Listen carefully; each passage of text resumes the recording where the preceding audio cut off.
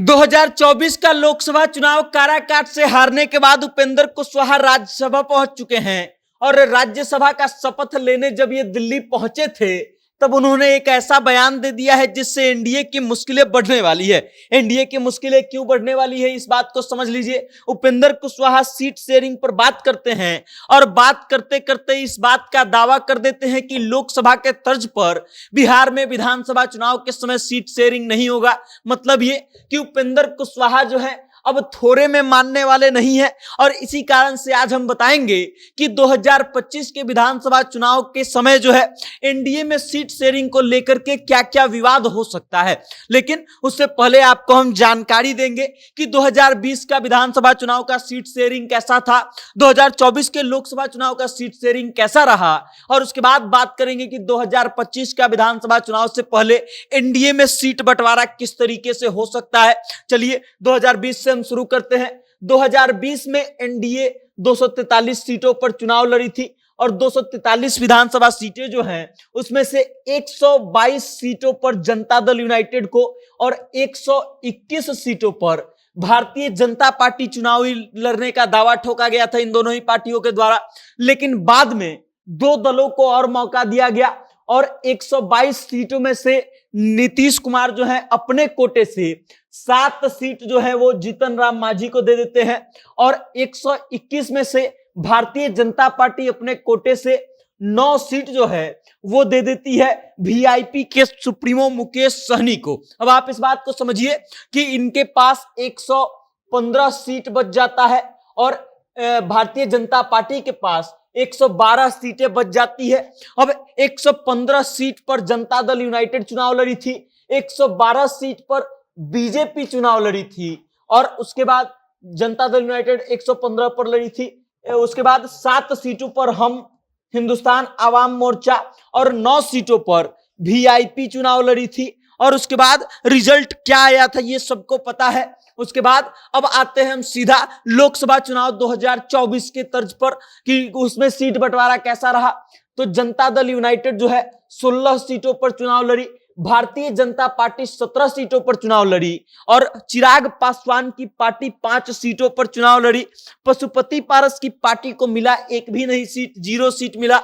विधानसभा चुनाव के समय में चिराग पासवान ने बगावत कर दिया था और इस कारण से चिराग पासवान और पशुपति पारस की पार्टी उस समय एक हुआ करती थी और तब विधानसभा चुनाव में चिराग पासवान को एनडीए में कोई सीट नहीं मिला था।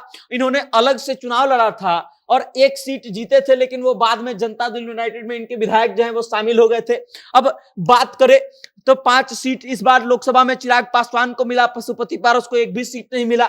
अगर बात की जाए वीआईपी के मुकेश सहनी को तो मुकेश सहनी को 3 सीटें लोकसभा में दी गई, लेकिन अब ये पाला चुकी बदल चुके हैं, महागठबंधन में शामिल हो चुके हैं।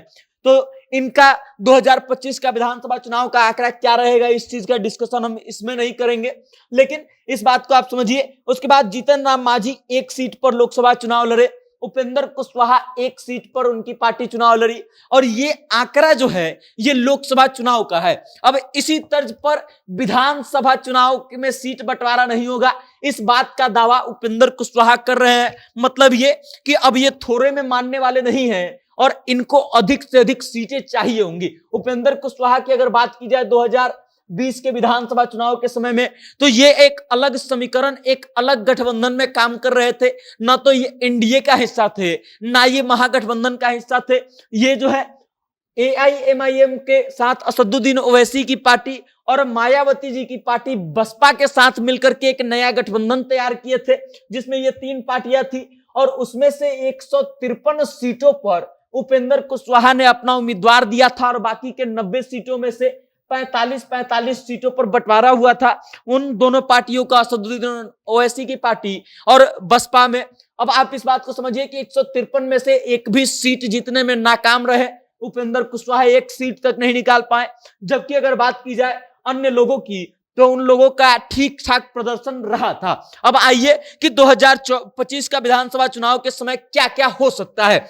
जनता दल यूनाइटेड अभी जो है विधानसभा में खुद को कमजोर मानती है। नीतीश कुमार का मानना है कि इनकी सीटें काफी कम है, तो नीतीश कुमार जो है इससे बहुत ज्यादा इधर उधर जाने की गुंजाइश इनकी कम है और इस बार जो है गठबंधन में 2-3 और नए चेहरे आ चुके हैं। मतलब ये कि 2-3 लोग ऐसे आ गए हैं जिनको जो है नया सिरे से मौका देना पड़ेगा और उनको सीट देना पड़ेगा। चिराग पासवान उस समय एनडीए का हिस्सा नहीं थे, अब इनको भी सीटें चाहिए होंगी और ये लगभग बिहार में 50 सीटों पर दावा ठोक रहे हैं। इस बात का दावा कर रहे हैं कि इनको 50 सीट मिलना चाहिए। पशुपति पारस भी लगातार भारतीय जनता पार्टी के बड़े नेताओं के संपर्क में हैं और ये भी विधानसभा चुनाव हो सकता है कि लड़े, इनकी पार्टी भी लड़े, एनडीए में शामिल होकर के लड़े। तो ये कितना सीट का दावेदारी करेंगे ये तो बाद की बात है, लेकिन फिलहाल ये भी दावेदार है। उसके बाद उपेंद्र कुशवाहा तो ये दावा कर ही चुके हैं कि विधानसभा सीटों का बंटवारा लोकसभा के तर्ज पर नहीं होगा। मतलब ये कि इनको इस बार ज्यादा सीटें चाहिए होंगी। अब आप इस बात को समझिए कि 243 सीट है और 243 सीटों में से भाजपा और जदयू मिलकर के इतना सीट तो रखना ही चाहेगी कि ये छोटे दल जो हैं वो कहीं इधर उधर जाएं तो भाजपा और जदयू को दिक्कत ना हो सरकार बनाने में।